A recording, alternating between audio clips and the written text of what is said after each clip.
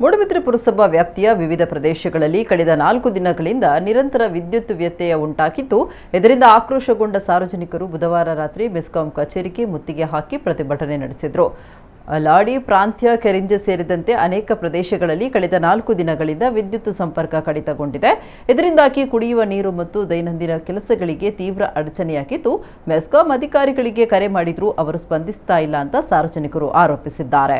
ಪ್ರತಿಭಟನೆಯಲ್ಲಿ ಮಾತನಾಡಿದ ಸ್ಥಳೀಯ ನಿವಾಸಿ ಅಶ್ರಫ್, ಕಳೆದ 1 ವಾರದಿಂದ ವಿದ್ಯುತ್ ಸಮಸ್ಯೆ ಇದೆ. ಈ ಹಿಂದೆಯೇ ಕೋಟೆಬಾಗಿಲು ಭಾಗದಲ್ಲಿ ಲೋ ವೋಲ್ಟೇಜ್ ಮತ್ತು ತಂತಿ ಉರಿದು ಹೋಗಿರುವ ಬಗ್ಗೆ ಅಧಿಕಾರಿಗಳಿಗೆ ದೂರು ನೀಡಿದ್ರೂ ಯಾವುದೇ ಪ್ರಯೋಜನ ಆಗಿಲ್ಲ ಅಂತ ಹೇಳಿದರು. ಮನೆಯಲ್ಲಿ 4 ದಿನಗಳಿಂದ ನೀರಿಲ್ಲದೆ ಶೌಚಾಲಯಕ್ಕೂ ತೊಂದರೆಯಾಗಿದೆ. ಅಡುಗೆ ಮಾಡಲು, ಮಕ್ಕಳಿಗೆ ಓದಲು ಸಾಧ್ಯ ಆಗ್ತಾ ಇಲ್ಲ. ಮಳೆಗಾಲದಲ್ಲಿ ಕತ್ತಲೆಯಲ್ಲಿ ಕಳೆಯುವುದು ಕಷ್ಟಕರವಾಗಿದೆ ಅಂತ ಮಹಿಳೆಯರು ತಮ್ಮ ಅಳಲನ್ನು ತೋಡಿಕೊಂಡಿದ್ದಾರೆ.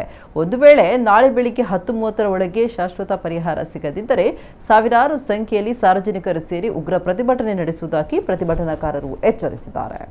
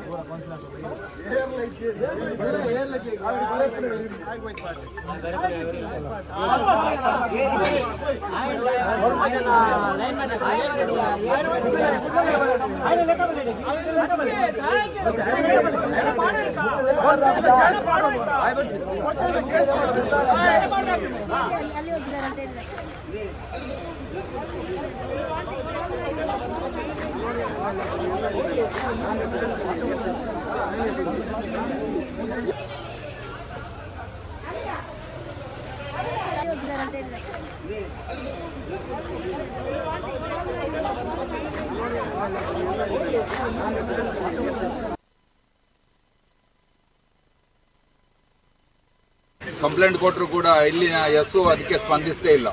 ನಾವೇ ಒಂದು 2 ವಾರಕ್ಕಿಂತ ಮುಂಚೆ ಬಂದು ಇಲ್ಲಿ ನಮ್ಮ ಕೋಟಬಾಗಿಲು ಪ್ರದೇಶದಲ್ಲಿ ಲೋ ವೋಲ್ಟೇಜ್ ಉಂಟು, ಅಲ್ಲಿ ವೈರು ಹೊತ್ತಿ ಉರಿದಿದೆ ಅಂತ ಹೇಳಿದರೆ ಅವರು ಅದಕ್ಕೆ ಸ್ಪಂದಿಸುವುದೇ ಇಲ್ಲ. ಅವರಿಗೆ ಅದು ಅಗತ್ಯನೇ ಇಲ್ಲ. ಅವ್ರದ್ದು ಏನಿದ್ರು ಕರೆಂಟು ಬಿಲ್ ಕರೆಕ್ಟಾಗಿ ಕೊಡ್ತಾರೆ. ಕರೆಂಟ್ ಯಾರು ಬಿಲ್ ಕಟ್ಟದಿದ್ದರೆ ಅವ್ರದ್ದು ಫ್ಯೂಸ್ ಕೊಂಡೋಗ್ತಾರೆ. ಅವ್ರದ್ದು ಕೆಲಸ ಅಷ್ಟೇ. ಅದು ಬಿಟ್ಟು ಜನರ ಸಮಸ್ಯೆಗೆ ಪರಿಹಾರ ಕೊಡಬೇಕು, ಸ್ಪಂದಿಸಬೇಕು ಅನ್ನುವ ಮನಸ್ಸು ಇಲ್ಲಿ ಎಸ್ಒಗಾಗಲಿ ಜೆಇಗಾಗಲಿ ಖಂಡಿತವಾಗಿ ಇಲ್ಲ. ಇವರಿಗೆ ಯಾಕೆ ಇಷ್ಟೊಂದು ಇವರ ಅಸಡ್ಡೆ ವಹಿಸ್ತಾ ಇದ್ದಾರೆ ಅಂತ ಹೇಳಿದರೆ, ಇಲ್ಲಿನ MLAಗಳು ಅದರ ಬಗ್ಗೆ ಗಮನ ಕೊಡ್ತಾ ಇಲ್ಲ. MLA ಬಗ್ಗೆ ಸ್ವಲ್ಪ ಹೆದರಿಕೆ ಇವರಿಗೆ ಇದ್ದಿದ್ರೆ ಖಂಡಿತವಾಗಿ ಇವರು ಕೆಲಸ ಮಾಡ್ತಾ ಇದ್ರು. MLA ಕೂಡ ಸುಮ್ಮನೆ ಕೂತಿದ್ದರಿಂದ ಇಲ್ಲಿ ನೋಡಿ ಎಷ್ಟು ಕೌನ್ಸಿಲರ್ಗಳು ಎಲ್ಲರೂ ಬಂದಿದ್ದಾರೆ.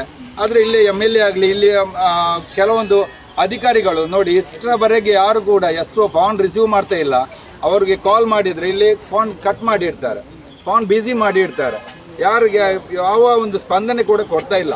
ಆದ್ದರಿಂದ ಇಷ್ಟೊಂದು ಜನರು ತನ್ನ ಆಕ್ರೋಶವನ್ನು ವ್ಯಕ್ತಪಡಿಸ್ತಾ ಇರೋದು ಮೂಡುಬಿದ್ರೆಯಲ್ಲಿ ಇಷ್ಟು ಜನ ಅಲ್ಲ, ಇದಕ್ಕಿಂತ ಇನ್ನೂ ನಾಳೆಗೆ 1,000 ಜನ ಇಲ್ಲಿ ಸೇರ್ತಾರೆ. ಈ ಒಂದು ಇಲ್ಲಿ ಮೆಸ್ಕಾಂಗೆ ಮುತ್ತಿಗೆ ಹಾಕುವ ಯೋಜನೆಯನ್ನು ಜನ ಹಾಕ್ಕೊಂಡಿದ್ದಾರೆ.